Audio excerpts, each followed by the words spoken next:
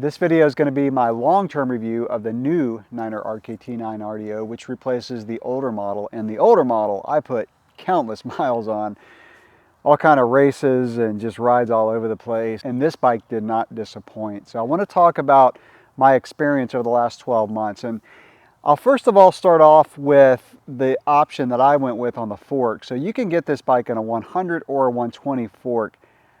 I would recommend for most people the 120. Even with the 120, this bike has razor sharp handling and it's still very fluid, very smooth on single track. Unless you need the absolute sharpest handling bike, I would say go with the 120. It's just going to make the bike more versatile, and honestly, I feel faster on a 120. I just feel like I can hit things harder, go faster. With the 120 fork, the head angle is a 67 in the high position, which is a very modern geometry, which is really the change. I'm not going to go into the changes that Niner made because I did that in another video, which I'll put in the description below. But that is one of the main changes that they made, is they made the geometry just more modern. I ran the bike when I first got it in the high position for a long time. It handled so well, I didn't want to mess up the handling. I was out on a ride. In fact, I think I was doing the video shoot of comparing this to a transition spurt, and I was like, I'm just going to put it in the low position and do this time trial lap. The bike got even better. So the head angle goes from a 67, again with a 120 fork, at a degree for the 100 fork. So 67 to 66.6. Again, very modern geometry for a cross-country bike. Now I'm going to show the bike up close and talk about some of the components and how they've done, but I want to talk about the ride quality first. But I'll go ahead and say right now, first of all, I've had zero mechanical issues with this bike over the last 12 months. No creaking, nothing, no component, nothing. So Niner bikes are just made so well, and I really love the 4-star build on this, but I'll talk about that when I show the components and just how they've done. So ride quality. When I first got on this bike, the suspension did not feel as linear as my previous RKT9. In other words, it felt like it ramped up more. I don't know if it just got broken in or I just got used to it, but I felt like I just became one with this bike. And the suspension is so supple, and it's got 100 millimeters of travel. So that's, one of the other changes is it went from 90 to 100. And I just feel like the bike accelerated really well without being harsh. In other words, it absorbed bumps really well, but yet when you accelerated, that Niner CVA suspension stiffens up and it just does so well. Another thing I like about this bike is Niner does not use an ultra steep seat tube angle, which you're seeing on some bikes today. Because this is a cross-country bike, you're in the saddle a lot more, and you just don't want to be pitched like way over the front of the bike with a really steep seat tube angle. Now, bikes that you're either climbing or descending, yeah, a steep seat tube angle makes a lot of sense, because when you're climbing, you want to be pitched over the front to keep it from wandering around, and then when you're descending, you're out of the saddle and the post is dropped. So, it's no big deal. Speaking of dropper posts, I did not run a dropper post on this bike the whole time I had it, and I really didn't miss anything. There may have been a few circumstances where I wish I had a dropper post, but I'd say 95% of the time I did not need one. Not saying I wouldn't not put one on here. It's got the port for it and very easy to do, but the rigid post was just fine on this. Now I mentioned handling of this bike, and that is one of the things that I really like about this bike. I feel like the wheelbase is just right. The front center feels good to me for a cross-country bike. Now it doesn't have as long of a front center as like a longer travel trail bike, but I ride a lot of cross-country trails, a lot of tight cross-country trails, and man, this bike just pops in and out of the corners. And when you accelerate, the bike just goes. So it does what it's intended to do, and that is go fast but handle rough terrain. Now, because this is a cross-country bike review, I'm going to say something that I've said in other videos, but it's worth repeating, and that is, don't ride off cross-country bikes. I know, people are riding enduro bikes and bikes are getting longer, lower, slacker, all that. Cross-country bikes are the best tool for a lot of trails. They don't feel sluggish. Even if you don't race, cross-country bikes are so fun. I am backing out of cross-country racing for a while.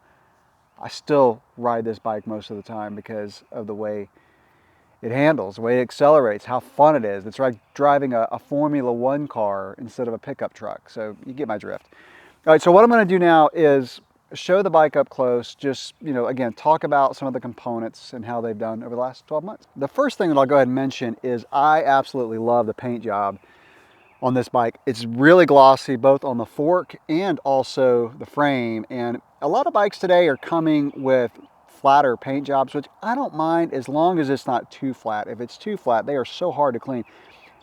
This bike has such a glossy finish. Number one, it looks great, but also it's so easy to clean. I mean, when this bike is covered in mud, you really just hose it off and it just falls off. You barely have to scrub it. So I really like that. Cable routing was really easy to run. You just run them through the frame. I won't really rehash that because I mentioned it, but since I'm showing the frame, I'll just mention that Niner cable routing has gotten so much better. I really like the sag meter on this bike. I have it on my Rip 9 too, and it's very, very useful. So you can just sit on the bike and make sure you're at 25% sag, get the right pressure in your shock, and you're good to go. So components, this is the 4-star build, which is spec'd so well. It's got carbon cranks, carbon handlebar. The bar is a 780. I think a lot of people would shorten it maybe to 760. I did not. I just like a wider handlebar. The flat bar was good most of the time. On really long rides where I was pushing it pretty hard, my wrist got a little bit sore, so you could put on a riser bar. Not too much of a rise on this bike, but a little bit of a riser bar, and that would alleviate some of the pressure on the wrists. I like the length that Niner uses on the stem. I can't remember it off the top of my head, but they shortened the stem. My old Niner had a 90, which is way too long by today's modern cross-country bikes and trail bikes. But this one, I think it's a 50, a 40 or 50. Again, I'll put it on the screen, but great spec. Like everything, this bike, as you're looking at it, is totally stock except for the wheels. So this bike came with Stan's arch wheels, which actually rode a lot better than I thought they would. But I put on my Stan's podiums, and it just took the bike to a next level. You see my dog there. Hello, Georgia. So the Stan's podium, they're carbon. They just, again, they take the handling to the next level. But I will say that the arch wheels were much more laterally stiff than I thought they would be. In fact, the ride quality was great. They're just a little bit heavier than these carbon wheels. So XT components, SRAM electronic is just taking over, but I really like XT. Now my next bike is going to have SRAM electronic just because I want to give it a fair shakedown and learn more about it. But I never felt like I was missing anything with this XT. Some people say XT feels a little clunky. I just feel like it feels crisp and sharp. So it's also got Shimano brakes, which are hands down my favorite brakes. Oh, I did change the grips, by the way. These foam grips are ESI. I changed those out, but again, other than that, the bike is totally stock. Oh, except for the saddle. The saddle. So the Niner saddle was okay. I ran it for a little while.